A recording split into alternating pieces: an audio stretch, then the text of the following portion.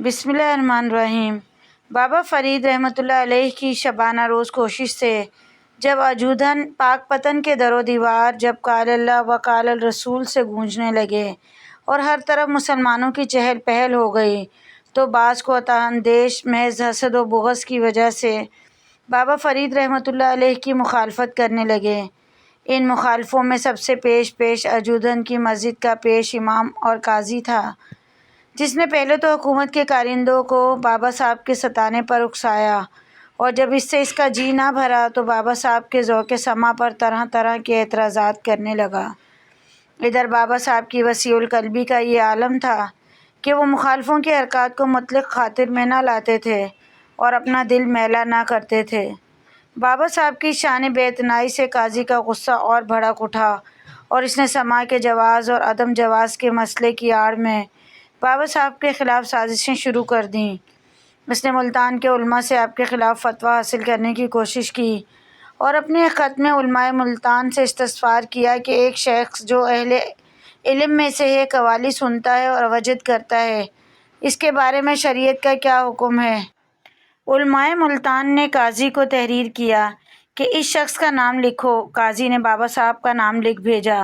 علماء ملتان نے حضرت کے خلاف فتویٰ جاری کرنے سے صاف انکار کر دیا اور قاضی کو لکھا کہ تم نے ایک ایسے درویش خدا مست کا نام لکھا ہے جو تمام علوم شریعت کا منتہی ہے، ہماری کیا مجال کہ اس کے قول و فعل پر اعتراض کریں۔ قاضی کا یہ حربہ ناکام ہوا تو اس نے ایک آوارہ گرد لالچی قلندر کو بابا صاحب کے قتل پر آمادہ کیا۔ یہ شخص کپڑوں کے نیچے اپنی کمر میں ایک تیز دھار چھرا چھپا کر آپ کے آستانے پر پہنچا۔ بابا صاحب اس وقت عبادت میں مشغول تھے اور سجدے میں پڑے ہوئے تھے۔ صرف سلطان المشائخ حضرت خواجہ نظام الدین اولیاء رحمۃ اللہ علیہ آپ کے پاس موجود تھے۔ بابا فرید رحمۃ اللہ علیہ نے حالت سجدہ ہی میں فرمایا، یہاں کوئی موجود ہے؟ حضرت سلطان المشائخ نے جواب دیا، آپ کا غلام نظام الدین حاضر ہے۔ بابا صاحب نے فرمایا، یہاں ایک قلندر کھڑا ہے جو کانوں میں سفید رنگ کے مندرے پہنے ہوئے ہے۔ سلطان المشائخ نے اثبات میں سر ہلایا تو بابا صاحب نے فرمایا، اس شخص کی کمر کے ساتھ چھرا بندھا ہے اور یہ میرے قتل کے ارادے سے آیا ہے، اور اس سے کہہ دو کہ اپنی عاقبت خراب نہ کرے اور یہاں سے چلا جائے۔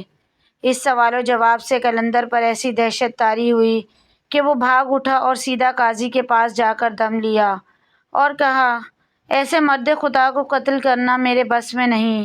اب قاضی نے ایک پٹواری کو اکسایا جس نے بابا صاحب کے فرزندوں کو ناحق ستانا شروع کیا۔ جب اس کا ظلم حد سے بڑھ گیا تو صاحبزادوں نے بابا صاحب سے فریاد کی کہ بابا صاحب جلال میں آ گئے اور اپنا عصا زور سے زمین پر پٹخا اور فرمایا، اب وہ تمہیں تنگ نہیں کرے گا۔ اسی وقت ظالم پٹواری کے پیٹ میں درد اٹھا۔ اسے بابا صاحب کے فرزندوں پر اپنی زیادتیاں یاد آئیں۔ اس نے لوگوں سے کہا، مجھے بابا صاحب کی خدمت میں لے چلو۔ لوگ اسے چارپائی پر ڈال کر بابا صاحب کی خدمت میں لا رہے تھے کہ راستے ہی میں اس کا انتقال ہو گیا۔